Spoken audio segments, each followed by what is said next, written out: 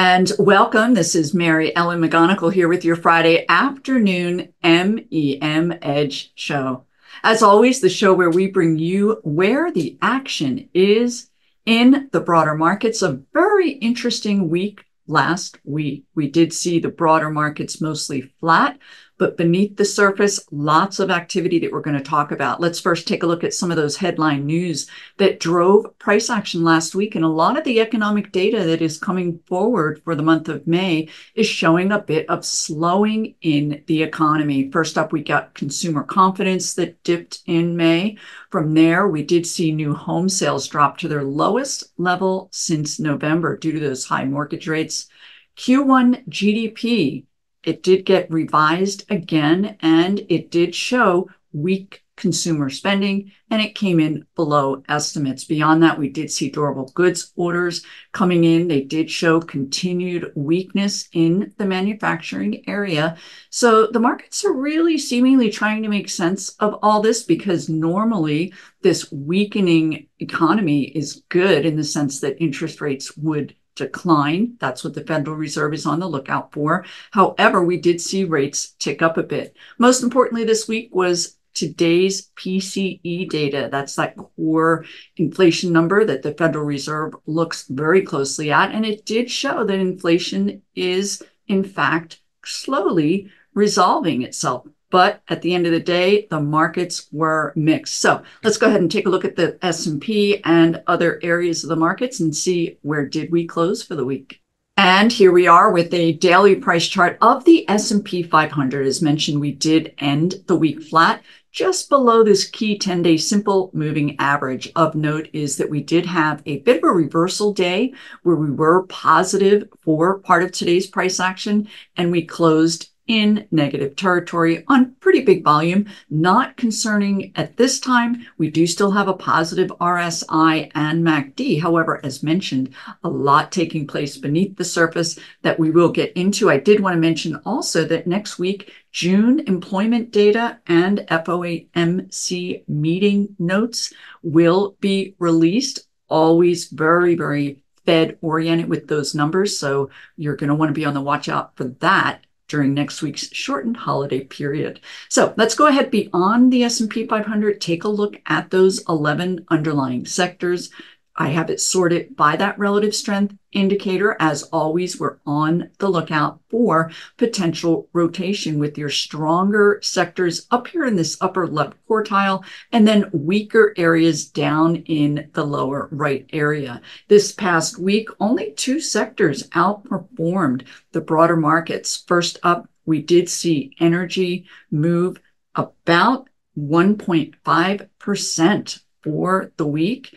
And as you can see, despite that rally, we are still beneath that key 50-day simple moving average, so not quite in bullish territory there. The other sector, XLC, is that communication services sector, and that sector was really benefited and helped by a nice rally in Meta Platforms and also Google, both up more than the broader markets, and you can see that nice uptrend remaining in that communication services area.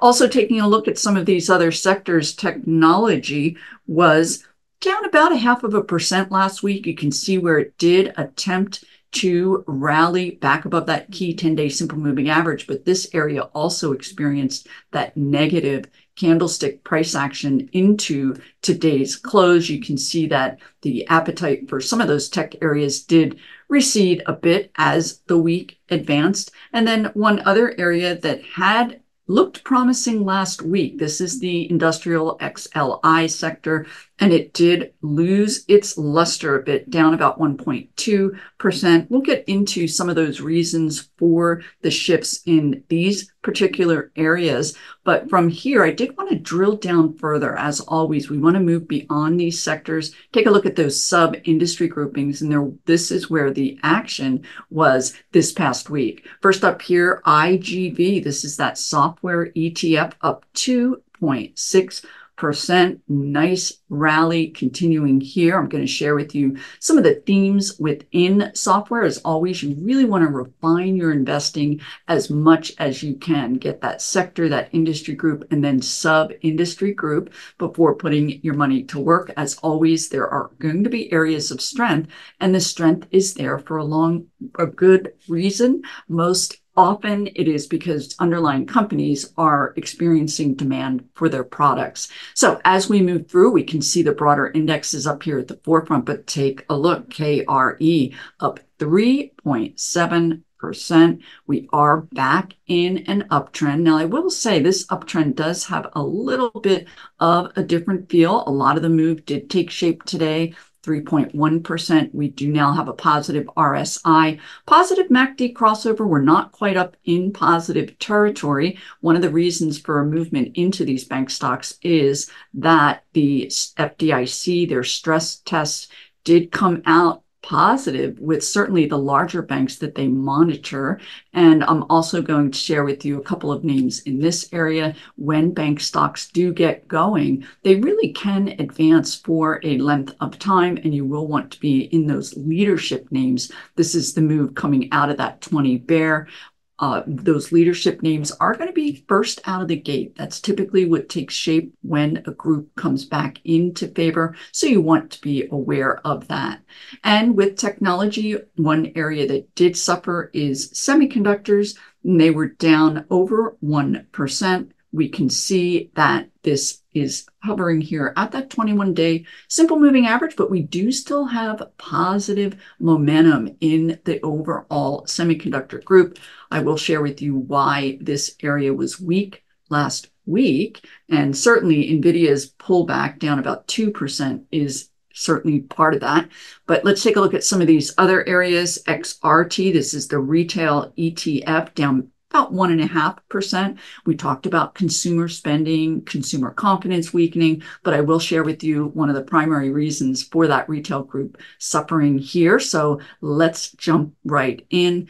Last week, we did have several well-known companies report their earnings, and I'm highlighting this because we are 2 weeks away from earnings season starting up again. So let's take a look at one of the main drivers of weakness in the retail and consumer discretionary sector overall, and that is Nike, down 20%. The company not only came out with weak earnings, they guided lower. This is all about China. They had great expansion in that area. It is what drove Nike higher in the past. Just going to pull up a monthly chart here and share with you some of these periods of growth due to that China activity. But unfortunately, it is now reversing. China in a bit of economic distress. So we can see that the impact there. What I wanted to point out is something that happens very frequently during earnings season. When you have certainly bellwether names reporting, you will see add-on plays, if I may, and that is when other companies that are in that same industry group also pull back sharply. Now, this is Birkenstock, BIRK. It already dropped, but it is exhibiting weakness. But there were other footwear-related stocks that pulled back in tandem with that. Last week, also, we did get earnings reports from CCL, that is the Carnival cruise line. Take a look, gap up into a nice uptrend here. We have this black line up through the red, MACD crossover that still has quite a bit of possible upside there. We also get very good volume on that gap up into the base breakout. This is pretty classic, what you want to be on the lookout for as we enter into earnings season coming up again in about 2 weeks. But again, we did see that add-on play where other companies that are not due to report their earnings quite yet, but they are moving in tandem simply because if Carnival's doing well, Norwegian Cruise Line should also be faring well. And then on that negative side, relative to earnings, Micron Technology, MU, and this is a company that last week had faltered with this drop in some of these leading tech names, but this name also gapped down. They gave guidance that was really in line, but it did not impress Wall Street. And you can see this gap down very big volume. We're now down below this key 21-day simple moving average with negative RSI. And in turn, we did see a number of semiconductor stocks pull back. Now, the reason I'm pointing that out is, again, to have you tuning into that concept as we head into earnings season. Now, I did talk about software stocks moving higher and then bank stocks moving higher as well. So I'm going to share with you a couple of two names in particular that are in the software space and they service the banking industry. And most importantly, they have constructive charts. This is Q2 Holdings, QTWO. We can see we had this pullback.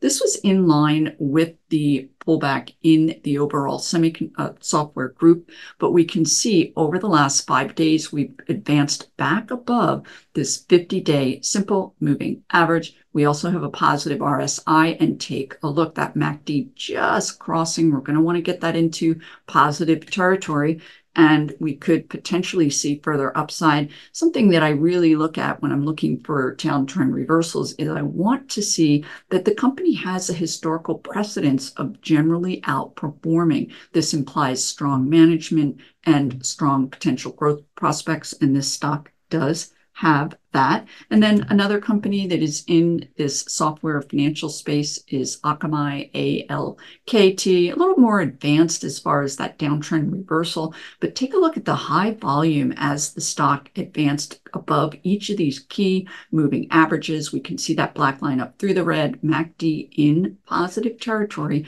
with that RSI. Now, as always, you don't want to chase the stock. I'm just going to add a 5-day simple moving average, and that then becomes your guide because the stock really is exhibiting high momentum and then also high volume characteristics, and pullbacks to that 5-day then become an ideal buy point.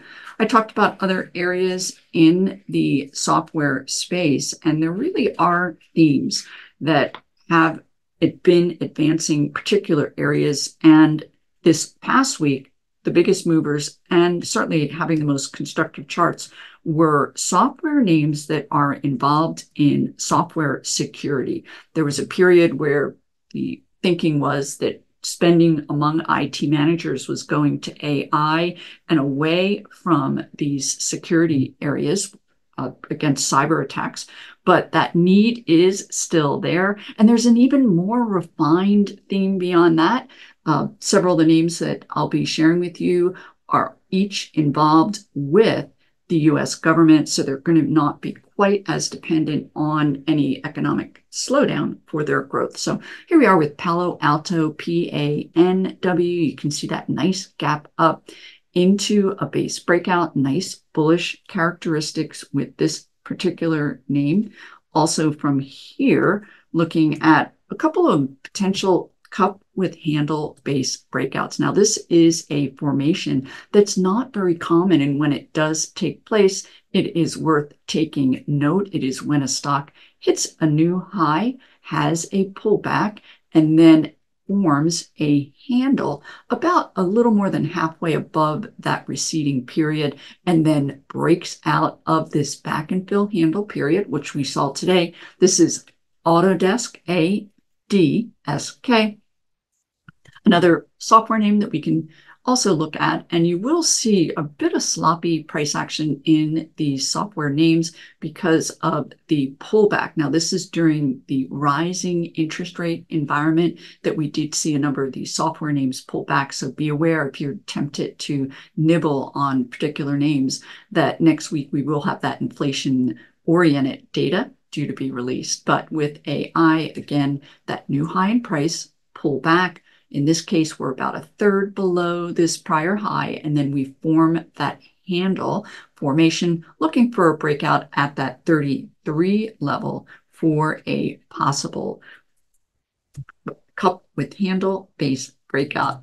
Another company that is on my radar, quite simply because very, very strong growth prospects. This is KD. You can see this is a gap up on earnings, another software security, and a real leadership name in this space.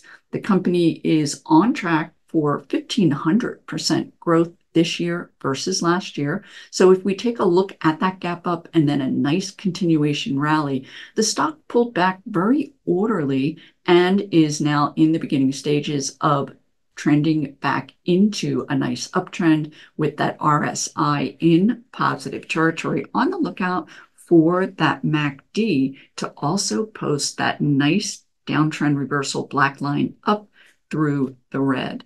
And last up here, we're going to take a look. I shared with you KRE, and oftentimes these smaller banks are going to be quite small, but there are regional banks that also qualify in this regional banking ETF that are larger that I tend to favor.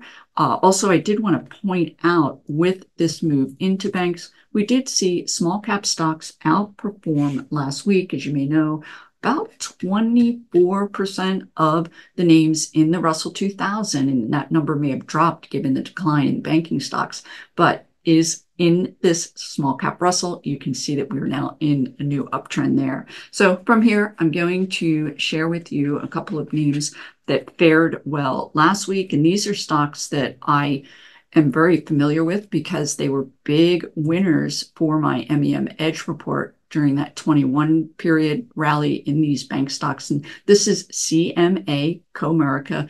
Big advance today, 6.7%. This was all about news regarding a possible fraud suit that's been dismissed. So it is news driven, but certainly of note here, another larger regional bank stock that also had a very significant day today. This is Regions Financial, RF, and today's advance did push the stock right on the cusp of a base breakout. That MACD just now getting into positive territory. Last up here, I am going to share with you what is shaping up in some of these bigger money center banks. And here we are with Citigroup. C is the ticker.